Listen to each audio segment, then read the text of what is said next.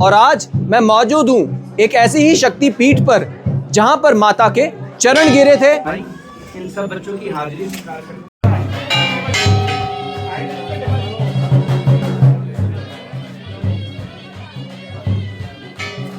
धार्मिक मान्यताओं के अनुसार इस मंदिर से एक और कथा जुड़ी हुई है। तो पंडित जी, हमने सुना है कि सावन के महीने में ज्वाला जी और नैना देवी की जो ज्योतें हैं वो यहाँ पर आती हैं आसमान में।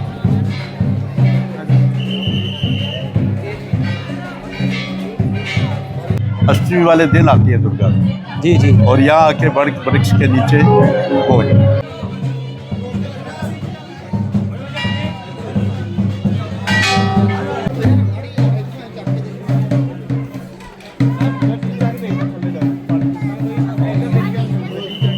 पुण्य के जो हम चिंता लेके आते हैं माँ दूर करती है।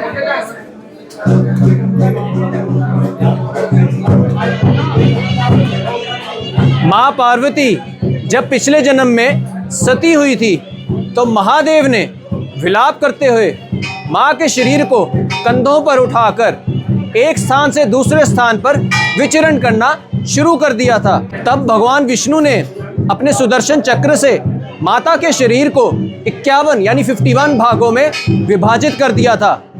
और जहाँ पर उनके शरीर के अंग गिरे थे आज उन स्थानों को शक्ति पीठ के नाम से पूजा जाता है।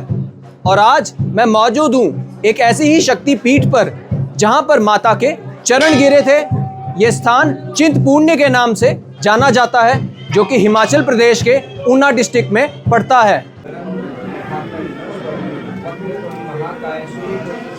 निर्विघ्नं कुरु मे देव सर्वकार्येषु सर्वदा। ओम सर्वमंगल मांगल्ये शिवे सदा साधिके शरण्ये त्र्यंबके गौरी नारायणी नमोस्तुते।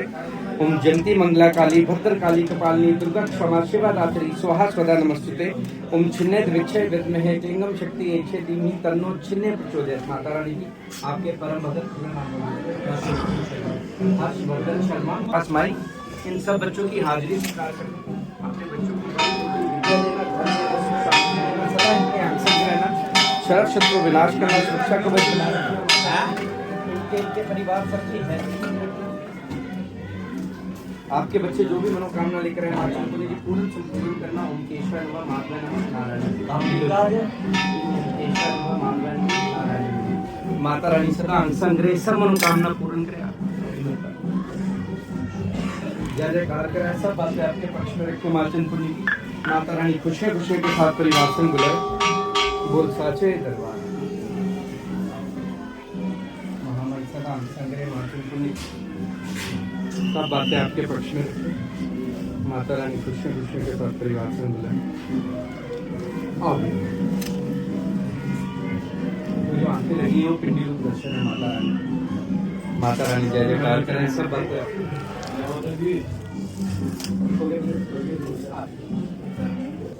धार्मिक मान्यताओं के अनुसार इस मंदिर से एक और कथा जुड़ी हुई है। माता के एक भक्त थे श्री माई दास जी जो कि पटियाला के रहने वाले थे। एक बार जब वो अपने ससुराल जा रहे थे तो रास्ते में उन्होंने एक पेड़ के नीचे विश्राम किया था। और जब वो विश्राम कर रहे थे तो उनको स्वप्न में माता ने दर्शन दिए और उन्हें कहा कि जिस स्थान पर आप विश्राम कर रहे हैं इस स्थान पर अगर आप खुदाई करेंगे तो आपको मेरा पिंडी रूप यहाँ पर मिलेगा। तो जब माई दास जी उठे तो उनको लगा कि वैसे ही उनको सपना आया, वो उनको समझ नहीं आई वो, और वो अपने ससुराल की ओर आगे चले गए। तो जब वो वापस आ रहे थे अपने ससुराल से उनको फिर से उसी स्थान पर थकान महसूस हुई और उन्होंने उसी वृक्ष के नीचे आराम किया। और इस बार दोबारा से माता ने उन्हें स्वप्न में दर्शन दिए। तो जब वो उठे तो उन्होंने माता से कहा कि हे माता, मुझे आप अगर सचमुच में ऐसा है तो आप सचमुच में मुझे यहाँ पर आकर दर्शन दीजिए, मुझे बताएं। तो फिर माता ने उन्हें कंजक रूप में आकर दर्शन दिए और उन्हें बोला कि इस पेड़ के नीचे उनकी पिंडी रूप है जिसकी वो यहाँ पर स्थापना करें। तो ये जो पेड़ है यहाँ पर, ये वही पेड़ है जिसके नीचे उन्होंने ये स्वप्न देखा था और माता ने उन्हें फिर दर्शन भी दिए थे।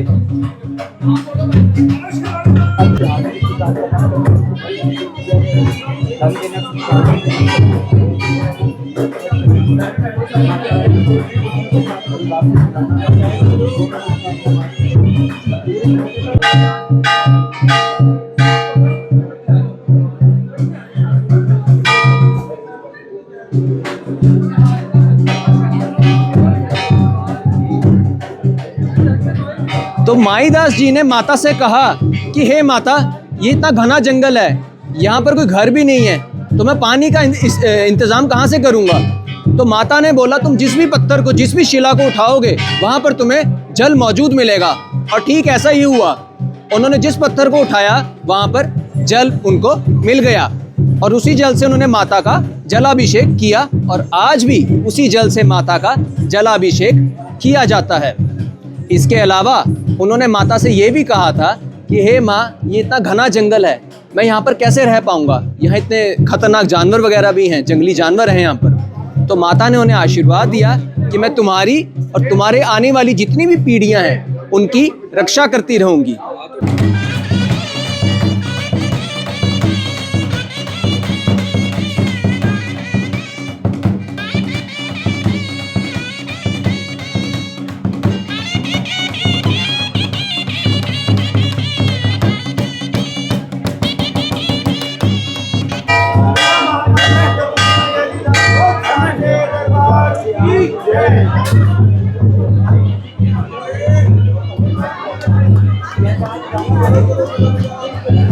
तो ये है वो शिला का टुकड़ा जिसको जब माईदास जी ने उठाया था तो इसके नीचे से जल प्रकट हुआ था।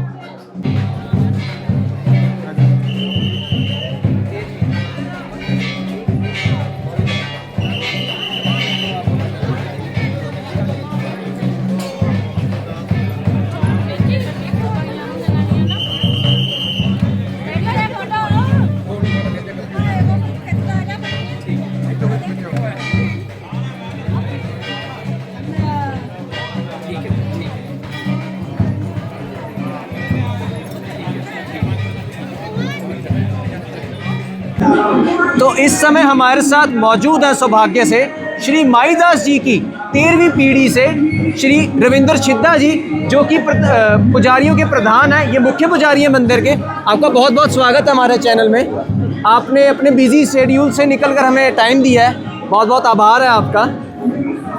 तो पंडित जी, मैंने सुना है यहाँ पर कि चिंतपूर्णी माता के मंदिर को छिन्नमस्तिका माता के नाम से भी जोड़ा जाता है, तो इसके पीछे का क्या कारण है? यहाँ मैं लिखा हुआ भी देख रहा हूँ, छिन्नमस्तिका माता लिखा है। ये जब दुर्गा सप्तशती हम पढ़ते हैं उसमें आता है रक्त बीज बदे देवी चंड मुंड विनाशिनी। रक्त बीज और चंड मुंड का विनाश करने वाली ये माँ जी। शास्त्र में इनका नाम छिन्नमस्तिका है जी, जिसका मस्तक शरीर से लगे। भक्तों ने नाम रखा है अचिंत्य पुण्य के, जो हम चिंता लेके आते हैं माँ दूर करती है। जी जी।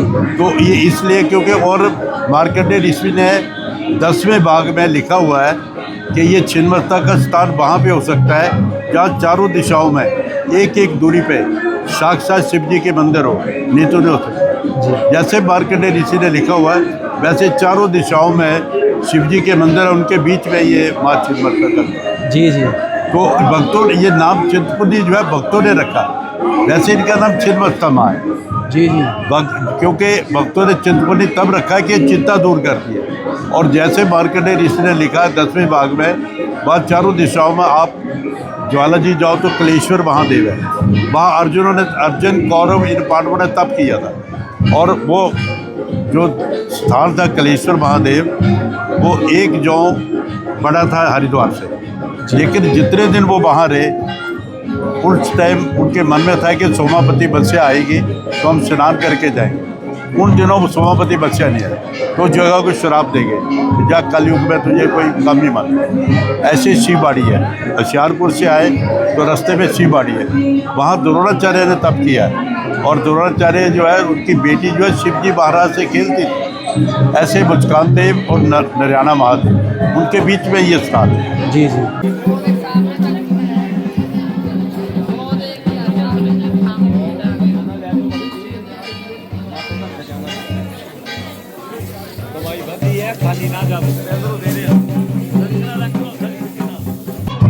तो पंडित जी, हमने सुना है कि सावन के महीने में ज्वाला जी और नैना देवी की जो ज्योतें हैं वो यहाँ पर आती हैं आसमान हाँ में। जी, प्रत्यक्ष आती है जी। और मैंने भी देखी हुई है और माँ सब पर कृपा करती है।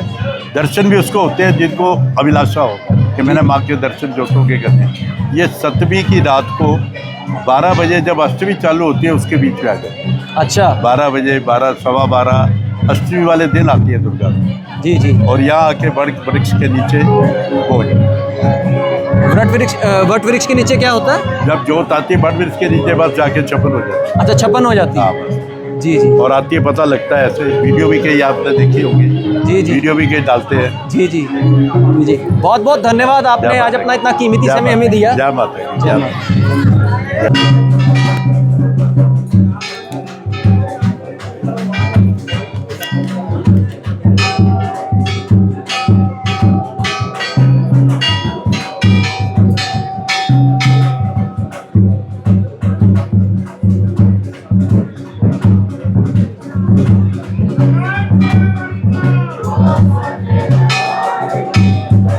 इस मंदिर तक आने के लिए 2 मार्ग हैं। एक मार्ग तो है सीढ़ियों का, आपको लगभग 70 से 80 सीढ़ियां चढ़नी पड़ेंगी इस मंदिर तक आने के लिए।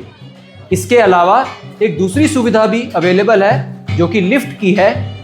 इसमें आपको चार्जेस देने पड़ेंगे और आप इस मंदिर में लिफ्ट के थ्रू भी आ सकेंगे। जय माता दी।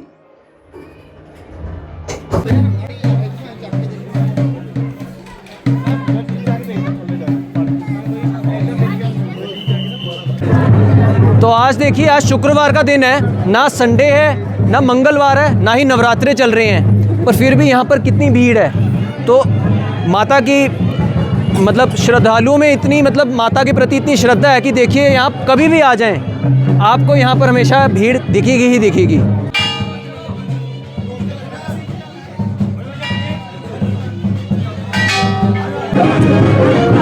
तो आशा करता हूँ आपको आज का एपिसोड पसंद आया होगा। मैं मिलूँगा आपसे अगले शुक्रवार, तब तक के लिए जय माता दी।